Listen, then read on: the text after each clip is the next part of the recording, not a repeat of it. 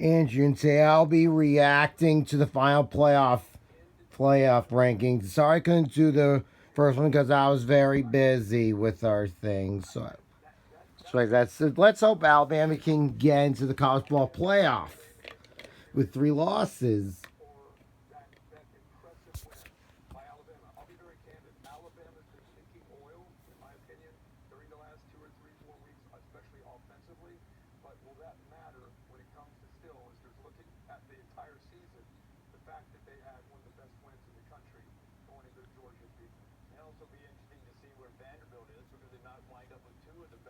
That's Nick Saban.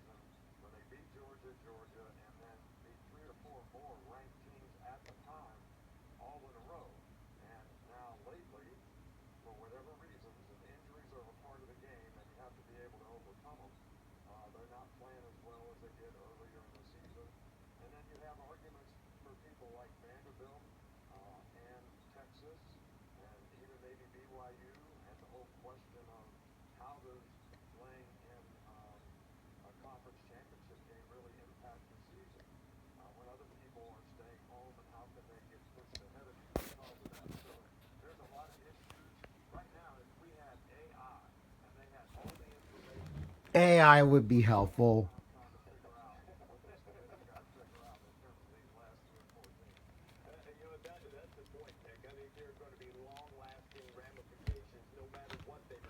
Yeah, I can't find my option rule, so I have to hire this.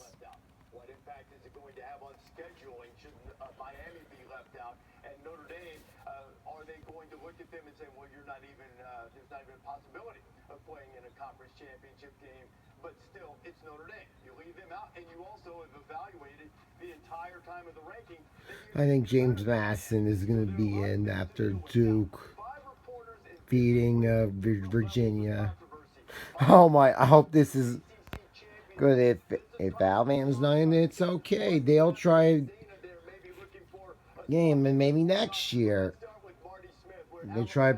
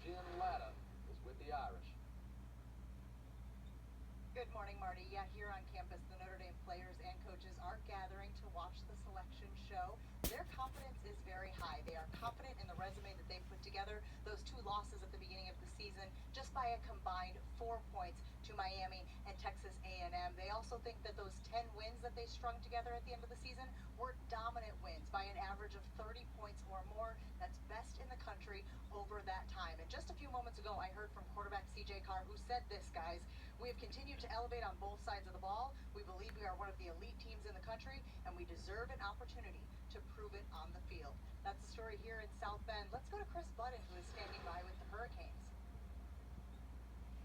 Hi, Jen. Here in Miami, there is optimism and confidence based on what happened yesterday and Miami's resume. But there's also frustration. In talking with Mario Cristobal earlier this morning, understanding why are we even having this debate when you look at all of the metrics of strength of record, same schedule, the identical metrics, the common opponents, and of course, the head-to-head, which is really what matters against Notre Dame. And if you look, since this format started, there's been 13 instances of head-to-head that were played in the regular season with the same record heading into championship weekend.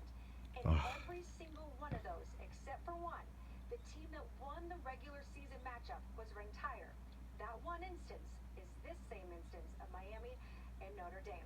While there is uncertainty here in Miami, there is elsewhere in the ACC as well, and that's where we find Molly McGrath in Durham. Yeah, that's right, Crystal. The Blue Devils had the day off today to rest after a late-night overtime thriller in the ACC title game. But head coach Manny Diaz told his players to stay by their phones today just in case. So you're saying there's a chance. Diaz is watching the selection show at home with his family, but argued that Duke should be in over JMU because of their strength of schedule and JMU's lack of a Power 4 win.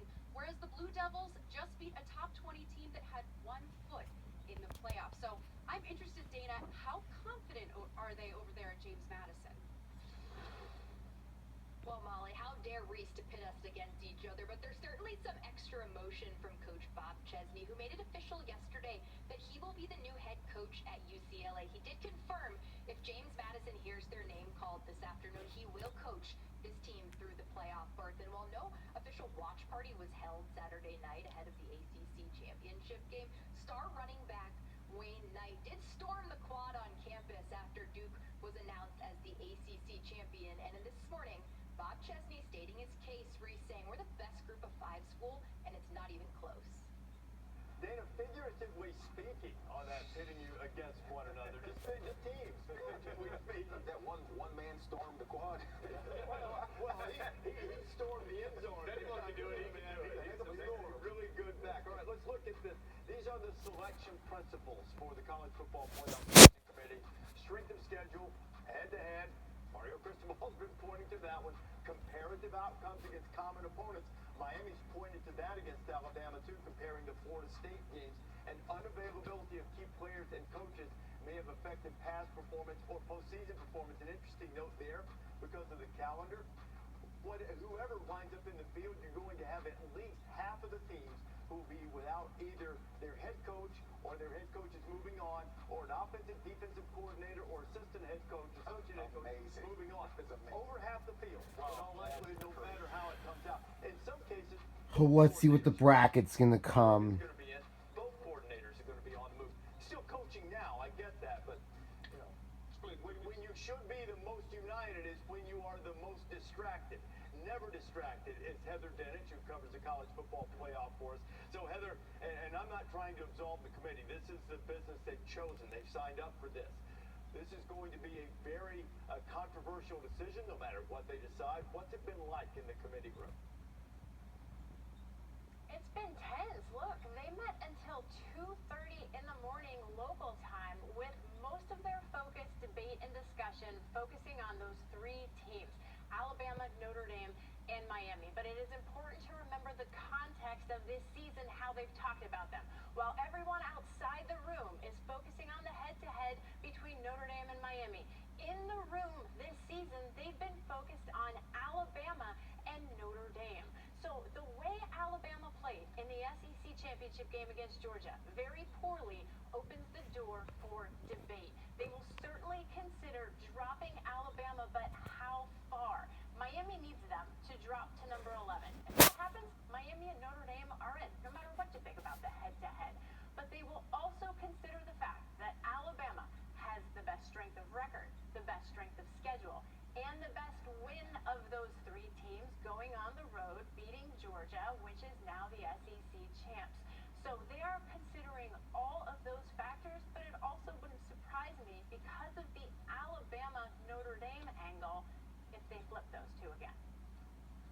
Heather, we will keep an eye on it. In fact, we're going to have answers shortly. I'm told that the rankings have come our way, and we will fill out the brackets. That means for a moment that Zach, our graphics operator, is the most powerful man in college football because they have to give it to Zach in order to type it up. I like it.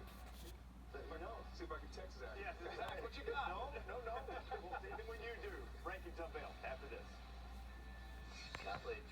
I'll be right back after the rankings start revealing. AT&T. Connecting changes everything. All right, now I'm back. All right, now I'm back here again, and now I'm going to see. Now we're gonna go see the 12 ranked team rankings. See the final rankings, and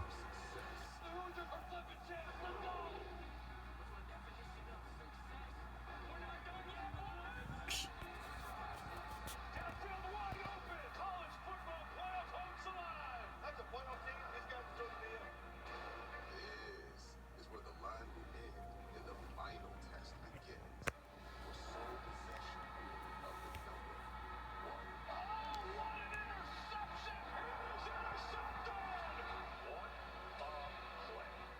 So many numbers in the world, so many teams vying for this prize. Rose County. We are. The path starts right now with the unveiling of the 12 teams in the college football playoff.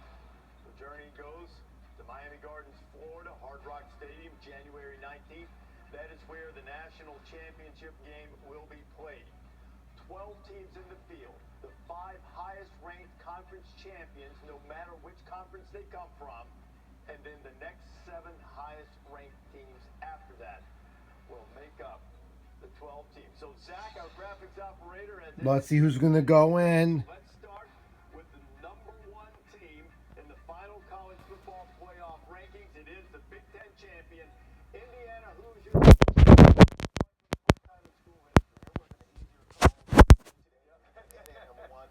Yeah. There's not deep enough to say what I think of what Cignetti has done in Indiana in the past 2 seasons. Last season it was sort of like, okay, Indiana's a pretty good team, it's a 1-year run, and then to come back and do what they did in this season, they hadn't won the Big Ten since 1967.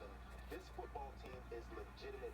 I didn't understand how good they were on the defensive side and what they did in that game against Ohio State. Their first outright championship since 1945, just this year. Or the lens aren't good enough. Now they go into this playoff number 1, the Cignetti turnaround. With all due respect to Bill Snyder, Kansas State, the greatest turnaround in college football history. Ohio State and Indiana just so the last 2 national champions have been from the Big Ten, and 1, 2 will again be from B1G. I think Ohio State, a little bit of question, would it be So let's see who's gonna come in. at 2? Either way, I don't think you can really go wrong. Ohio State's looked dominant all season long. They did not play well offensively last night. They struggled in protection. Julian Sayin missed some throws, and they missed a chip shot field goal that would have potentially pushed that game into overtime. And the committee has looked in the past at, hey, good loss, close loss, we're not going to crush you for it.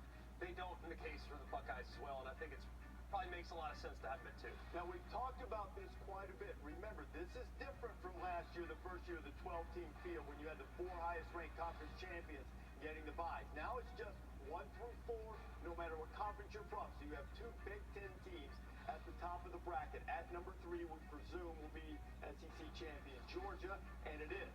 The Bulldogs avenged. I prefer doing Georgia. Impressive performance in Atlanta yesterday. Without a doubt, and we came into this thing, I was talking about identity. And when it comes to identity, no one knows who they are more than the Georgia Bulldogs. They are a physical team, and they'll take you to the phone booth. And if you can't deal with them in the phone booth, you got no shot of beating them. Controlling the line of scrimmage. They held Alabama to -3 yards rushing. Hello, and you talk about Gunnar Stockton, his ability to improve throughout the season, and the defense was young early on. Let me go on my ESPN app. I don't think anybody wants to see this version of the Bulldogs. Somebody's going to, but you'll have to win a game to get there. Remember, last year Georgia got a bye.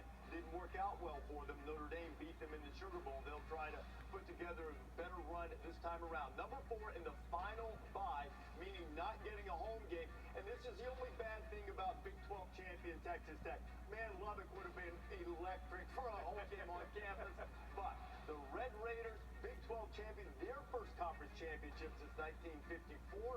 And the Red Raiders are seeded 4th, and there they are in Lubbock celebrating what Joey McGuire and company have done. Yeah, and what they were able to do is beat BYU again. They forced 3 turnovers, beating them the first time in the regular season. Came back and did one better, forced 4. So we make 2 brackets. Outstanding. That is a football team. We talked about their offense. Their defense is about as good as we've seen in the country. With Texas Tech, and you know what? I believe with that defense, they can make a run. I'm not going to be shocked. Especially their national champion. That's fun. Hunter, defense, and Jacob Rodriguez, best linebacker in the country. All right. Trophy finalist, if not winner. Now, team that has a home game, seeded number 5. The Oregon Ducks. So 3 of the top 5 teams in the country are from the Big Ten. Dan Lanning's team will open in Eugene. And I just love when he comes to Oregon, they know who they are. Dante Morton is playing outstanding. Kenyon Sadiq, the best tight end in America. The physicality they exude, another team that understands what their identity are. And haven't always played up to their bar throughout the season, but they're starting to click on all cylinders. And it's going to be a tough ask. Whoever has to go to Eugene and deal with the Ducks at Alton. And I think this upcoming number is the first one where there could be some drama at 6, because you look at it, all assuming that 11 and 12 are going to be G5 teams that won their conference. 6 versus 7 is potentially significant when you take into account what your first round matchup might be. So will it be Ole Miss like it was last year? Big time after the loss to Texas. Greg, that is a tremendous setup because it does it.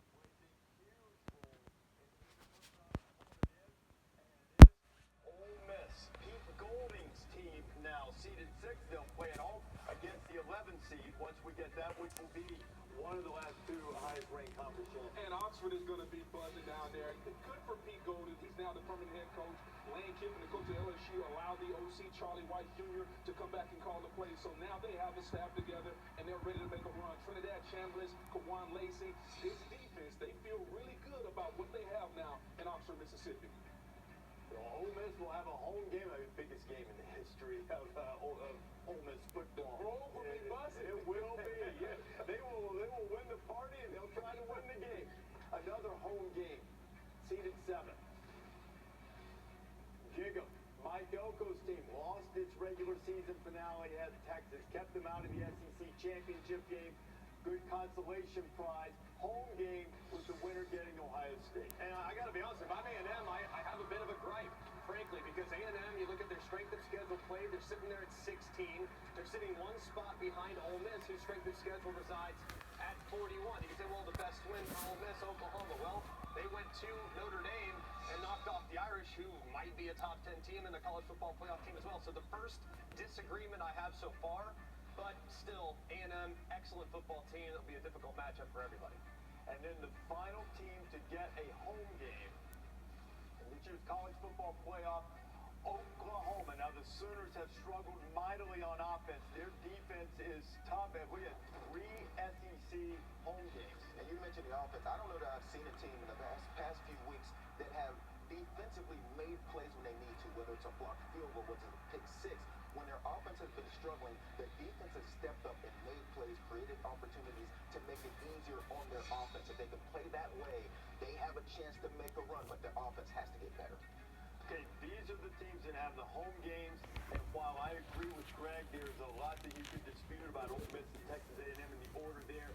This was a relatively easy mark. Okay, now, because of what we mentioned again,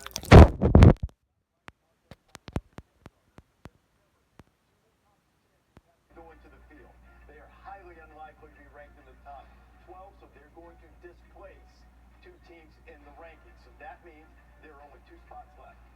These are the contestants. Alabama, which lost in the SEC championship game, and the much ballyhooed debate between Notre Dame and Miami. So, number 9, who will go to Norman to take on... Yeah, Alabama's in the playoffs. Maybe the game that had Alabama sitting on the bubble, they'll get a chance to avenge that game. Yeah, I think when you look at this, you Alabama's in the playoffs. Yay! State being two, a team that also lost their conference championship game. They weren't overly penalized. They dropped just one spot and flipped to the team right behind them to acknowledge the head-to-head. I think they Hope they bet Bama better beat. Alabama based on a 12-game sample size, and that's the way it should be evaluated. When you take into account the teams they were being evaluated against had just 12 data points to evaluate. So Alabama needing to get back on track offensively, need desperately to get healthy. But they have an opportunity, like you said, Breeze, to avenge that regular season loss. But you know, I will say this. All right, Bama, you better try to take down the. Probably punitive for a conference championship game. But God, if you're going to play them, they need to have stakes both ways to win a conference championship. And what happens if you lose? They have to count somehow. And we're talking about Alabama maybe having the best win in the sport by going to Athens. They also have one of the worst losses by losing to Florida State. So we just cannot erase that. I'm surprised at this move right here. Okay, one thing, we'll have time for this. You have to define loss by record. Absolutely. If you go by power rankings, Florida State's still top 30. I'm not trying to excuse it. I'm just saying all of these things you factor in and try to define them. So now we're basically back where we started. There's one spot left in terms of at-large teams, and it almost certainly is going to be Miami or Notre Dame. So, number 10, and it is Miami without playing. Wow. Without playing on the final Saturday. Notre Dame had been ranked ahead of them the entire time. And now they flipped them, Joey. Yeah, this is very strange to me. And again, Reese, you mentioned earlier that they hadn't compared these two teams. Well, why not? They should have absolutely compared these two teams.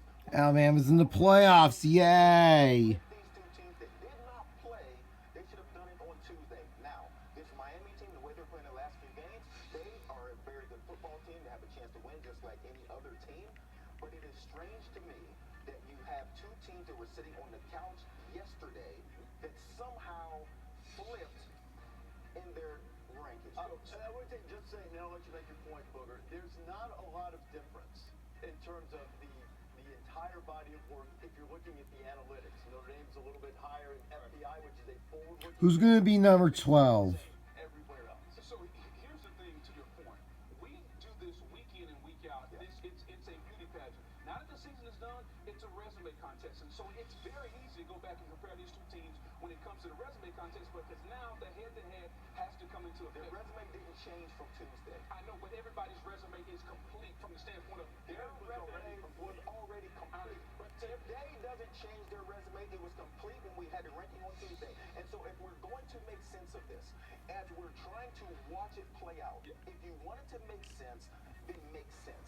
If the resume was done on Tuesday, and on Tuesday it was a better football team, and the resume has not changed a lick. Two teams were sitting on the couch. Somehow, that flipped. There was one team between them and BYU that lost. It's now moved back. Now, if they're right next to each other, we're assuming BYU's moved back. We don't know that for certain. Yeah, But great. it's true. But the way they do it, it's a larger group. They should have already been compared. I don't differ with the decision. Correct. But now nothing. I agree with Joey. Nothing's changed. Prior to But everybody's resume is now done, and at that point, I know, but the entire season is now done, and now we have to compare the head-to-head, guys, and that's what rules. And they should have gone back and watched it like I did, and like I think several others did. When you watched that game, it might have been a 3-point margin. It felt like What more. makes you think they didn't? They did. I think they absolutely did. They probably Yeah, so they probably did. Now, this is obviously the most hot button topic among these three teams, and we'll have plenty of time for that. But there are two more teams waiting. Oh, we got two more. Hey, we've got two more conference champions to get in. You have to have 5. So the fourth highest ranked conference champion, number 11, is Tulane. By the way, this just in. We've seen this before. Ole Miss won by 5 touchdowns in the regular season when they played Tulane, champion of the American, had a terrific season, but Green Wave at their watch party in New Orleans, and there they are. John Summerall, before he heads off to be the head coach of Florida, will coach his team throughout the playoff. And how about that? There's another little twist on this matchup. John Summerall is going to Florida. Pete Goins now permanent head coach, but Ole Miss without Lane Kiffin. You mentioned the 5 touchdowns. We also saw Duke in Virginia. It was a rematch last night, and Duke came out. Duke lost by 17, I think, the first time. So just because it was a blowout the first time doesn't necessarily mean it's going to be a 5 touchdown. John Summerall's a good coach. I think he'll have his team ready to play. Okay, let's go to the last spot, the team that James Madison, this one is for you, Jill Lee and Jill the Pell. And it's the ACC champion not making it is a little bit alleviated by the fact that they got a large. What a great format. Steelers are climbing, And is ranked number 9. but he will continue to coach the Dukes. And good for them too. If you watch that football team, they are a team in every possible way. Ton of respect for what they do offensively and defensively. I think Bob Chesney is a revolutionary. This guy is big time. Rankings are here. But man, he's got business to attend to because going on the road to Eugene will be a massive task. But I think that team is tough, man. They'll be tough to beat. Okay, a little bit anticlimactic, and this will probably sting. First team out, I assume, is Notre Dame. I mean, I don't think that's a huge surprise. The Irish, it has to be gut-wrenching for them after being in the field pretty firmly until last week, then sitting on the bubble and then getting bumped. Second team out is BYU. All right. No, now look next to Notre Dame. For all Notre Dame fans. But Committee D, not quite enough to make it into the field. Notre Dame is the team that is on the outside looking in. It is a team that I know Kirk Herbstreit joins us again now. Kirk, I said I know Notre Dame. If you just looked at the tape, if you just watched them play, one of the 5 best teams in college football right now. So, Kirk, let's start with you as Nick and Chris Fowler have joined us as well. What's your reaction to what you just saw? Like we talked about before they released the rankings, I think, again, it became a debate between Miami and Alabama. I think they got the nod. I think Miami and Notre Dame, I think the head-to-head that Joey's talking about, one of the things I think is interesting based on what we've always been trained is, and I know the Tuesday night show creates some drama, and it creates a lot of heartache and headache for a lot of people to understand, but they really don't feel that their rankings are true until they get all of the data in. And with BYU losing a second time convincingly, even though Miami didn't play, Notre Dame didn't play, that put BYU behind Miami. And now head-to-head matters because they're right next to each other. And even though they weren't on the field last week, it's hard to justify how could a team go by when neither team played. They would tell you in that room that we needed all the games played, all the games finished, and now we can see that Miami and Notre Dame were next to each other. And last week has nothing to do in their minds with this week. All right, I'm gonna stop this video right now. So, if you're watching, please give me some love and give me a huge thumbs up since Alabama is made to the playoffs. 3 losses to the college football playoff for the time ever with 3 losses. And Bam, and you bet we bear for Bama to get into the playoffs. And eventually, even though they didn't play, Notre Dame did play, the committee felt with BYU's second loss to Texas Tech in convincing fashion, they should go meet Miami. And again, that's where they had mattered, and that's why they ended up flipping Miami and Notre Dame. Kirk, I'm going to talk to Hunter Yurachek about this, but in their protocol for ranking teams, So, rate, like, comment, share, and subscribe, and bye.